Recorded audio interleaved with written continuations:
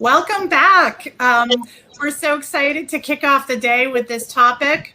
I will tell you that my husband and I had a good laugh when we saw the title of this session because I said to Colette yesterday, we could use a little wealth creation, but the definition of wealth, of course, is all encompassing. And there are powerful forces in women to generate wealth where you're putting money in the pocket, which is, I think, what we most often think about, generational wealth, and to really advance our careers, to build the most important kind of wealth, fulfillment and friendship, meaning and purpose. And today we're here to talk a little bit about how we can leverage both informal and formal structures, networks and programs and learning opportunities to do just that. So Colette Phillips is here as our guest, and I'll be piping in alongside her to share some of my stories. Colette is usually introducing other speakers. Today, we get to hear from her. So Colette, we would love to hear a bit more about your experience, both with informal structures and formal ones, some of which you've built, such as Get Konnected, right? If it doesn't exist for you, that is one great tip that our audience can learn from us, which is you can stand it up for yourself and benefit from that structure as well as everybody else. So talk to us a little bit about your experience with wealth generation and in that broader context, right, as it has helped you advance your career and lift up others and enrich your life. Thank you so much, Saskia. This is just wonderful to be with you. And, this is part of even, the aspect of wealth building. It's all about connection and networking. Saskia and I have known, as I mentioned earlier, each other for a long time, and we are always reaching out to each other.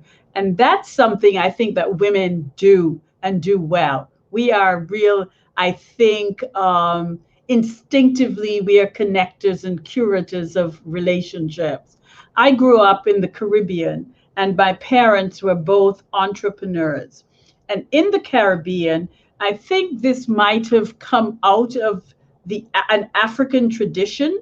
In Haiti, they do the same thing. In Jamaica, they do the same thing. And I'm from Antigua, and it's called throwing a box.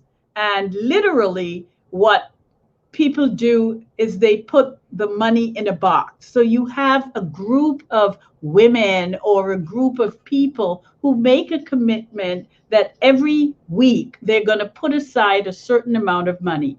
And each week, let's say you had 20 women or 25 women, and each of them put $100 away every week, or $50 away every week.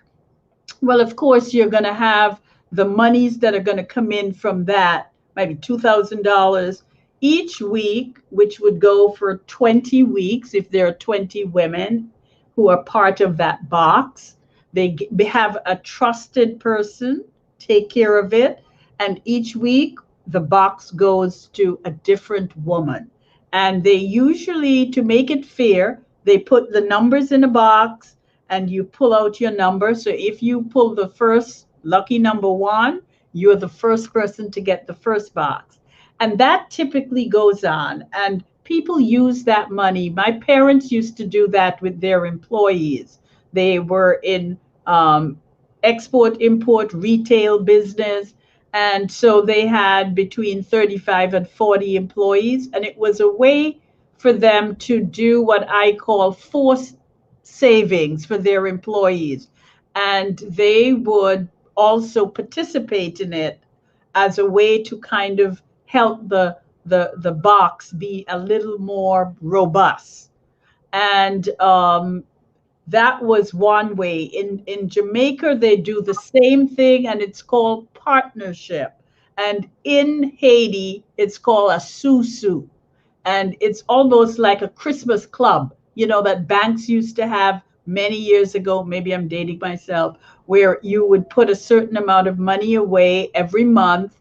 And then at the end of the year, that money is what you would use to buy gifts for your family and your friends. So that's a really, sort of easy way for women to think about spending money and also not spending, but saving money. And you can use that money if I'm part of a group called the Dividend Club, have been in that investment club for almost 20 years. And we all put money in, and we actually have our money managed by um, Morgan Stanley. And we have, somebody who advises us. We pick the stocks, and we pick the stocks and companies that we feel are gender and racially inclusive, because we want to use the power of our purse. And I know of another group that actually bought a building 10 years ago. This was 10 men, it wasn't women, but women could do it too, put up $1,000 each of them, and that was $10,000 that they used as a down payment. They bought a building for $100,000, borrowed the money from the bank, and they actually rented out parts of the building to pay back the mortgage. That's amazing. 10 years, and that same building, which was located in Roxbury, was sold for $4.5 million. So those 10 men who made $1,000 investment was able to benefit significantly. So this is the kind of thing I think women can do and do easily.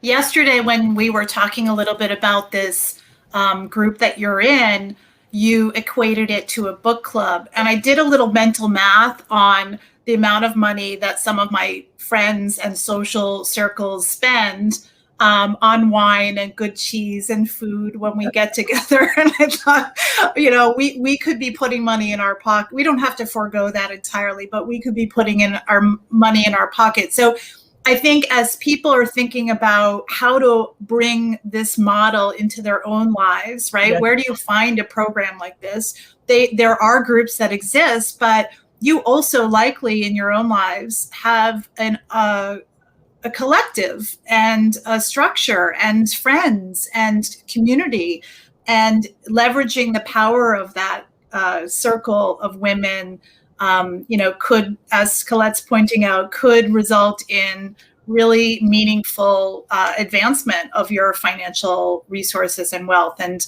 we all know the pain points of property and housing. The housing market seems like it will continue to be a good investment. So that's a great example. Thanks, Colette. I'll talk a little bit about my own collective community around giving, but actually giving to generate wealth and resources for others. So I have been a part of really two powerful, amazing, actually more than two now, communities of women philanthropists who similarly are looking to leverage, $10 into $100 or $100 into $1,000, as it relates to elevating and amplifying the impact of giving in philanthropy. And that has been really interesting in terms of the experience of really directing dollars to causes that are serving girls and women. Those of you who are in the philanthropy or nonprofit space may know that there is a disproportionate amount of philanthropic dollars that are going to support girls and women in society, and we see the effects of that. So as women, there have been a number of groups that I've been involved in that are really targeting our giving collectively to those causes. And the most amazing thing, and this is true of a lot of giving that we do, right? When we are helping somebody or giving of our time or money, we often get a lot in return. And I would say that the women in the network that I have developed through those collective giving experiences has been really amazing. And that is kind of a topic that we spend a lot of time on, activating your network, building your network. You can't probably get a job even at 18 without knowing that networking is part of it. But the way that we cultivate our network with intentionality, especially around our women's network, I think is something that often doesn't come intuitively. I know that I spent the early part of my career being mentored and sponsored by mostly men. I was self-assured and confident and bossy, which led me to become a boss. Turns out that's a good quality to be bossy. But I really thought that my path to success and what I could attribute some of my success to. I think Saskia got frozen. So I will pick up the slack until she gets back. But she was talking about networking. And that was one of the reasons that I created Get Connected, because I realized that women and people of color. I'm back. Okay, I was just picking up. No, take it away. Take it away. And I was saying that what you were saying about networking was one of the reasons that I created Get Connected, because I found that women and people of color were not necessarily in the room or at the table. And I think the wonderful late Anne Lewis, who was the governor of Texas, first woman, used to say, if you're not at the table, you're on the menu. So, so it's very important for women and people of color to really be in the room and That's at right. the table. And networking is really the key. If you think about it, ask any successful person, and they will tell you how important networking and connections are. Most, I would say 80, 85, maybe even more percent of the jobs that people get, they get through their networks. They're not advertised. Somebody says, oh, by the way, Saskia, I know there's a great opening at PN. You would be perfect for this job. They get on the phone, and particularly if they know the person looking, I know I've done that in terms of people that I know. And I know that opportunities have come my way because somebody referred me, somebody was my sponsor. And if you want to know the difference between a mentor and a sponsor, a mentor is somebody who really helps you hone your skills, help you to grow professionally, someone that you can share ideas with, and get their input and get their reaction and their feedback. That's a mentor. A sponsor is someone who advocates for you when you are not in the room, somebody who really helps to bolster and amplify and elevate you. And they basically become your ambassador in terms of telling others why you are a good candidate, why you are a perfect match, and they talk basically good about you when you're not in the room. So that's the difference. And we need allies, we need accomplices, we need mentors, and we need sponsors, particularly as women. And I always remember the words of our wonderful former Secretary of State, Madeleine Albright, who says that there is a special place in hell for women who do not help women. And that is so key. That's why this event today is so unbelievably important. It's women elevating other women. It's women mentoring other women. And the women who are speaking to you today are not necessarily the women who are the usual suspects, because these are the women who are early in the C-suite or just below the C-suite, and they're the ones that are going to elevate the next generation and bring them up, telling you what you need to know to really build wealth, to, move to the next level of your career. So we are lucky today. Yeah, Colette, one of the things that I wish I had known when I started thinking about being more intentional about my network is I wish I had known the power of the peer group, right? Yes. Because I think when we hear the word mentor or sponsor, it's easy to think about somebody who's a bit further ahead in their career or somebody who is older and perhaps wiser. I remember hearing, and you probably do as well, about congresswomen, right, on the floor and in the rooms, right, and intentionally amplifying the voices of their colleagues who are women when they said something, right? I think the kind of sponsorship that we can do among ourselves as peers can be really powerful. One of the networks that I was involved in, kind of standing up because there wasn't one, was when I first was an executive director and CEO and feeling lonely. And I thought being a CEO, because of the saying, it's lonely at the top, was meant to be lonely. And I saw that there were some advantages that some of our male colleagues who were in those positions had.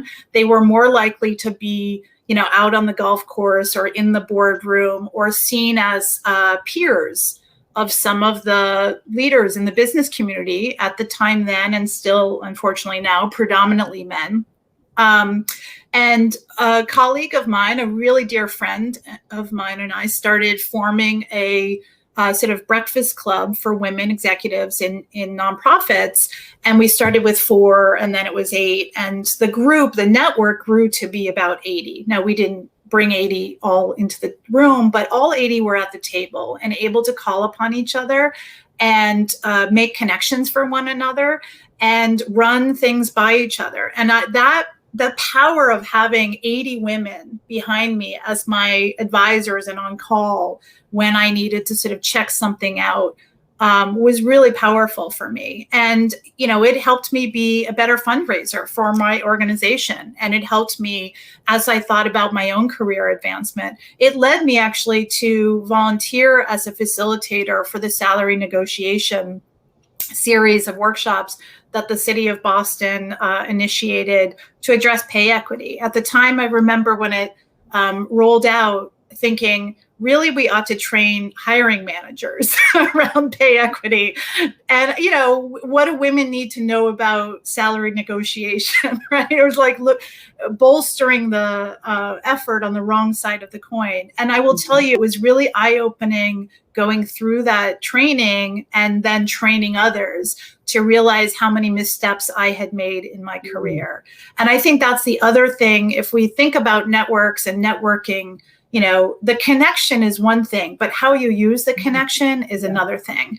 And if we're talking to each other about our own salaries, if we're talking to each other about how we are thinking about hiring practices, if we're in the position to be hiring, if we're talking to each other about how to enter into a negotiation, right? That is a tide that will lift all boats, and ensure that we don't leave money on the table. None of us.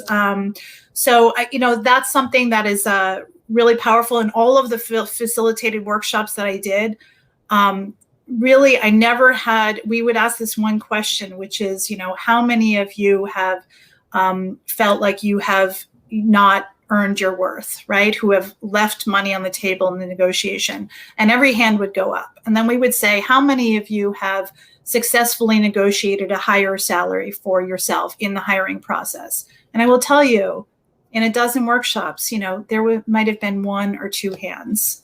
So really, really powerful the way that we think about leaning into the networks that we have, whether those are networks of our friends and trusted family members or colleagues. Such good advice, Saskia. It's so important that a lot of women, when it comes to negotiating their salary, and the same for people of color, we undersell ourselves all the time.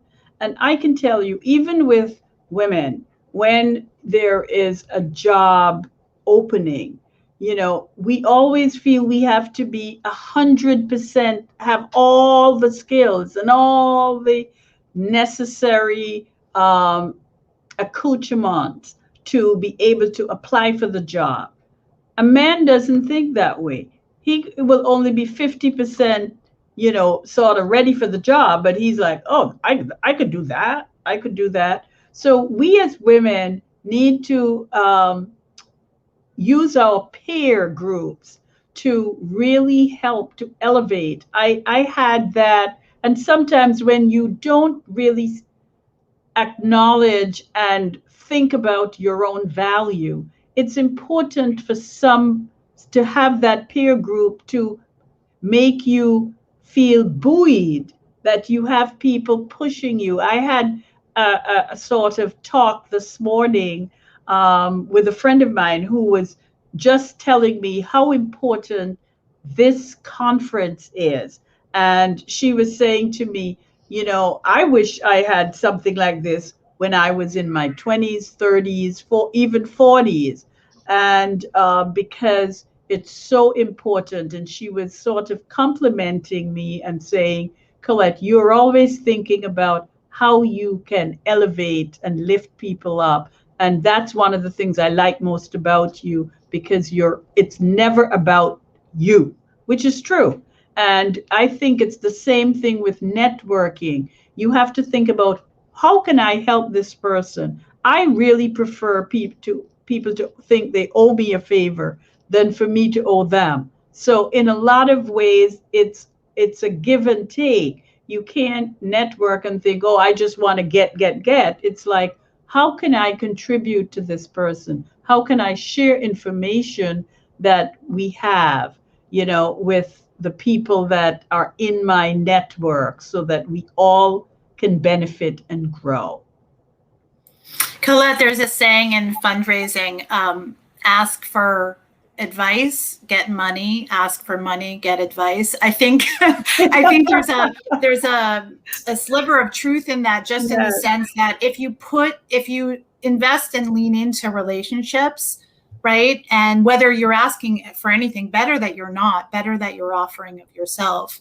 When you put that out into the universe does return on that investment. We are seeing some comments in the chat, and I don't know if our audience knows this, but we have direct access to the chat as well. So I would invite, for the last 5 or 7 minutes or so, invite anybody in our audience to lift up one of the topics that we've been talking about, or offer up a question that you have. We'd love to hear from you. Nadine is mentioning that negotiating salary would be a great topic for a future event. It certainly would. And I for one, love talking about that, because talk about a wealth creation. We're all leaving hundreds of thousands of dollars on the table as we think about the disparity, right? And for women of color, the gap is even greater than it is for white women. But it's the equivalent of a house, and not a house in a faraway land where it's inexpensive. So let's talk about that. But in the meantime, I would direct you to the City of Boston Advancement of Women website. And there are great salary negotiation resources, and you can tap into those workshops and virtual resources. Anything else that the audience wants to surface or ask Colette or myself or get us talking about? Yes. I was going to say, there's also a great book by Evelyn Murphy about, getting what you're worth. And it's all about negotiating for salaries. And as a matter of fact, I think maybe this is something we can think about for 2022, Saskia, because PNC and Saskia are one of the leading sponsors of Get Konnected. And as you guys know, we do these bi-monthly events. So I think we could ask both you and Evelyn Murphy to do an event. I love that. Negotiating. Anytime I can be in the room with her, sign me up. I know. we're getting a question for you, Colette, given your experience as a master networker, because that's what you are, not just for yourself, building an institution that allows everyone else to learn how to be a master networker. What are your top recommendations for groups to join? And I'll start by saying one of them will be the Get Connected network. Absolutely. You know, Herbie Duvernay was saying to me today that one of the things he loves about Get Connected is that you never know who you're going to meet. He says, I cannot tell you how much business I have gotten from coming to a Get Connected, how much people. And what's nice about it is you never feel like I don't belong in this room. There's a sense of belonging. There's a warmth and a interconnectivity that happens naturally. So certainly if you're not on, and I know Colette Farnley has been to Get Connected. We actually honored her last employer, Staples, as one of the companies that had one of the most diverse boards when it came to gender and racial boards in the Commonwealth. So I would say that if you're a woman and you should really become involved, and again, I'm on the board of this organization. I was a founding board member, got off for a while, and I'm back on because I love the work they do. This is the Commonwealth Institute, which was founded by Lois. I'm now losing her last name, but she was one of the first women in this state to take her business public, offering an IPO. So I would say that that is an amazing organization. If you are a small business owner, I would say the Center for Women and Enterprise is a good organization too to help you. And that was founded by a dear friend of mine, Andrea Silbert, who is the head of the EOS Foundation. So those are groups that you can think about, and certainly. And I have a few to add. The Chamber of Commerce. The Chamber Women's Network. I'm involved there. And also, if you are located in the western suburb, Newton, Needham, Wellesley, Watertown, the newly renamed Newton Needham Chamber, which is now the Charles River Chamber of Commerce, because they realized that they touch so many communities that are on the Charles River. They renamed, and Greg Riebman, who runs that, is amazing. And that's a great organization to also make connections for business, for career, really good. And of course, there is the Boston Club, which is also a really good women's organization. And Saskia just recommended SOAR, which is the Philanthropy Connection Women Aid.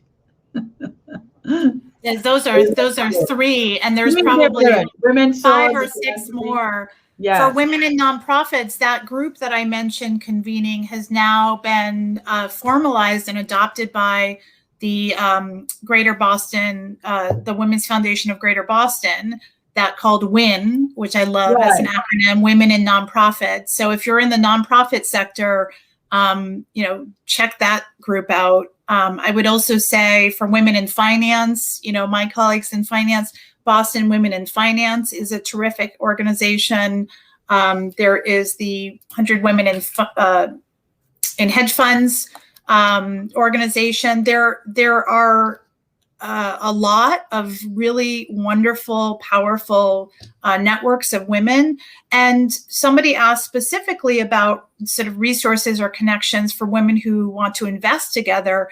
I would say for the peers of mine who are in investment circles, a lot of those circles were born out of the other membership groups, the Boston Club. I know several women who have formed investment circles, giving circles, through that initiative and through that network. So I'd say look at cultivating sort of the both informal and formal structures that you have, and likely then that will lead you to opportunities to get more involved programmatically in things that meet your needs, whether that's focusing on sort of career advancement. We're now in what's called the Great Resignation. I know a lot of people are looking for jobs. If you're doing that in a cohort of peers with other women, that can be really powerful. If you're investing, as Colette does with her dividend group, that can be really powerful. So whether there are kind of formal groups out there with a shingle that you can go find, or building them organically, I would start with, expanding the number of membership groups that you're a part of. And not all of them come at a real cost. Many of them have financial aid for scholarship for memberships, or there are, fund a member opportunities where other members like Colette and myself want to ensure that we're keeping the door open for people who might not have the means to engage in that way. And just to pick up on that, somebody asked about my Dividend Club. That it's really more of a social club, in the sense that a group of women, diverse women who really like each other's company, got together, and we meet, I think it's 10 months a year. So we are off in July and August, but we meet September through June. And every month, 2 of the women, sometimes 3, will host the dinner. And the dinner, we have a dinner meeting, and it's the second Tuesday of every month. And it's a member invited organization. So we have sort of kept it somewhat intimate, and we just added some new members as members cycle out, as they get older and move away. And one of the things that we also do is at the end of the year, we look at what our profit margin is and how much money we have sort of in our reserve. And we take that money and we invite members to recommend an organization that we can give the money to. So we have given money to food pantries, to health centers in the urban community. We have, breast cancer for women, scholarship for kids, and we take the money. We vote on which organizations we want to give the money to. So, and then we write each organization a check. And, the check could be $2,500, it could be $3,000, $5,000, depending on what our reserves look like. So we really also use the power of our purses to make a difference and to give back. So there's a philanthropic aspect to it. And if I could just throw out, I know this is something that Saskia and I have spoken about. We are going to figure a way for next year to also do a financial literacy program. I have to, not that I'm trying to pat myself on the back, but I, many years ago with Fleet, did the first ever, long before Susie Orman, did the first ever Women and Money financial series, specifically focused on helping women better understand how to leverage their money, the stock market, the difference between, having a financial advisor and one that gets paid from you and one that doesn't, and what the advantages and disadvantages are. So we're going to do something. That's a great teaser. I like that. And since I work at a bank, I think I sign us up. We have loads of expertise in that area. And I think I have Susie Orman's book somewhere back there, actually. Yeah. So, and of course you were doing that before she came along. I think we're nearing the time when we were meant to take a break. I hope somebody from they used to be able to just nod at you off the stage, but in the virtual room, I hope somebody will give us a nod when we have to wrap up.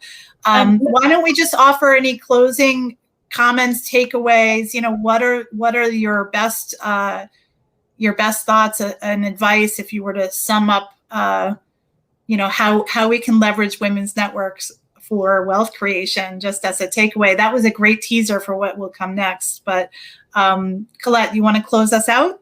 Yes, I would say that go back and think about your own circles. I think Saskia was beautifully described, like your peer groups, the book club that you're in. Why, if you are in a book club with women, other women, you can also do a bifurcated group. You can do investment and the books. You spend the first hour talking about the books and the second hour talking about where you're going to invest your money. And, in my club, it's not like we're investing, we are putting up tons of money. Each of us put up $100 a month.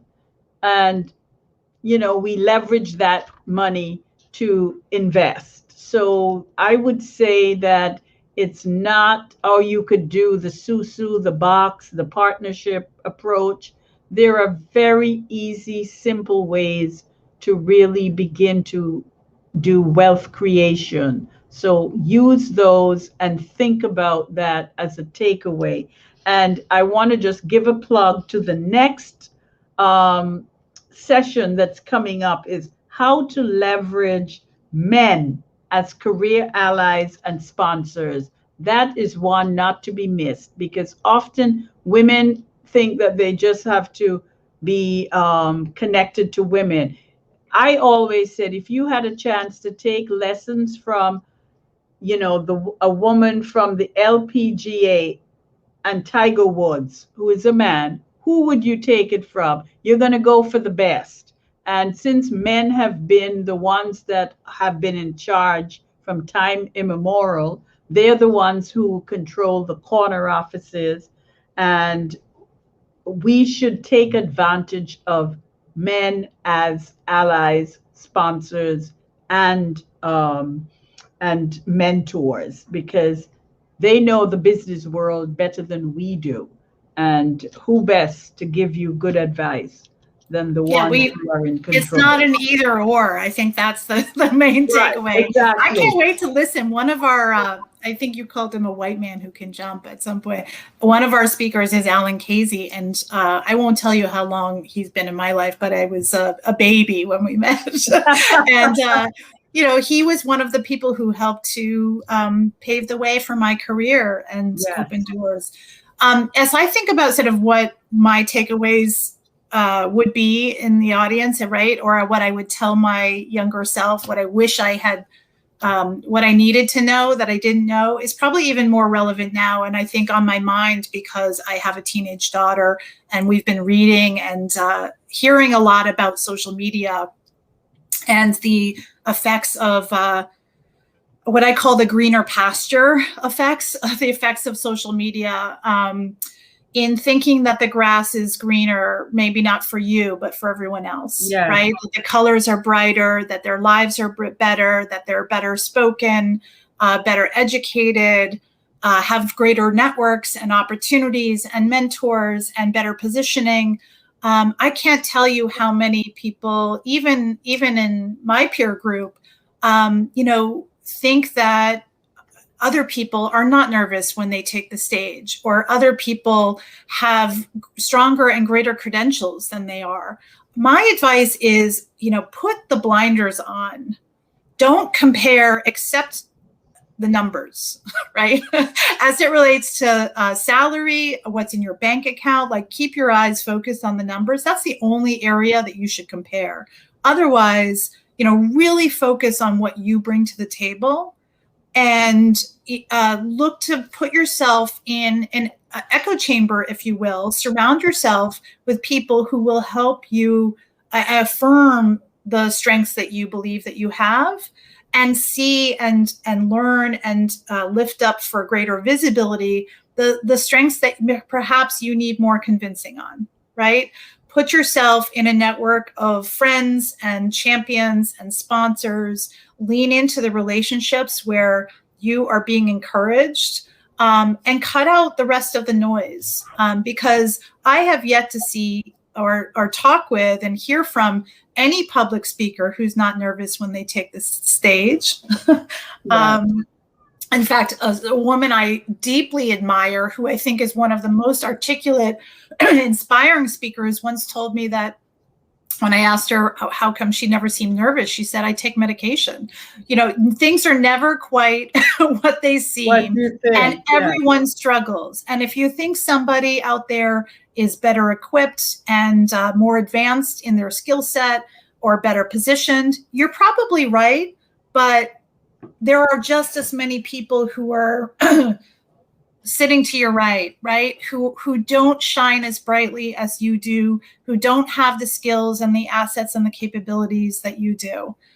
So I would say whether it's turning social media off or making sure that the person you're asking advice from is somebody who really believes in you, is not going to point out, you know, the problem first, perhaps on your resume or in your promotion pitch, but really bolster your sense of confidence. Those are the things that I think are probably most important. We call them, you know, those are soft skills, they're relational skills. But oftentimes I think we look for advice from the wrong people.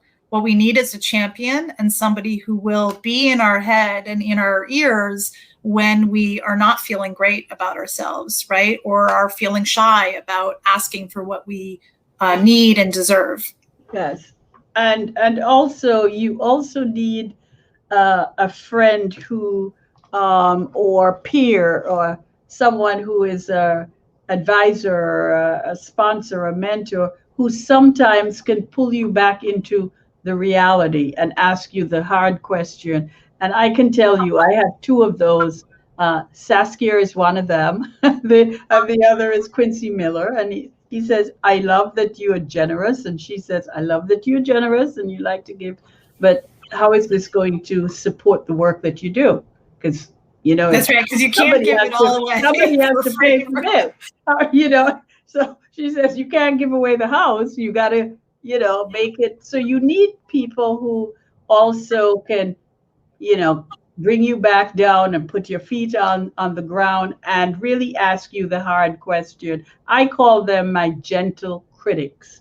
They're not there to bust your balloon or take the air out of, you know, your wind out of your sail, but they want you to really be successful. And they are willing to help you think through the questions. And what I love about Saskia as an advisor and friend is that she always never asks the question without having the solution. So it's not, no, it's true. That's not true. It's not like, okay, what are you going to do? Blah, blah, blah, blah. It's like, did you think about blah, blah, blah? And let me tell you, you should talk to so-and-so, and I will make the introduction for you because I know that person. And that is really, talk about the wealth creation and networking and connections. That's the kind of advisor, friend, peer. You need one or two of those in your life who can really help get you. You know who I learned that from, Colette? I learned that from you, the master connector. Right. You know, it's I have never been sorry when I've opened up my family or friend or professional network for people. I'm always grateful because of the connections that come from great people knowing each other. Yes. So, we got a note, and I think all of our guests in the audience can see it. Saskia and Colette are welcome to keep talking. Taking questions. We can keep talking all day, but why don't we give our audience a break? And if the technology is not yet fixed when we come back, you know, we'll keep going. We're happy to have you here. We're so excited to be sharing in our experiences, you know, with all of you, and I hope that you'll, you know, not dive too far back into work during this break. Go grab a cup of coffee and, you know, think about somebody who you haven't talked to in a while, who might be worth reaching out to. On that note, we will be right back. Thanks for joining us. Great.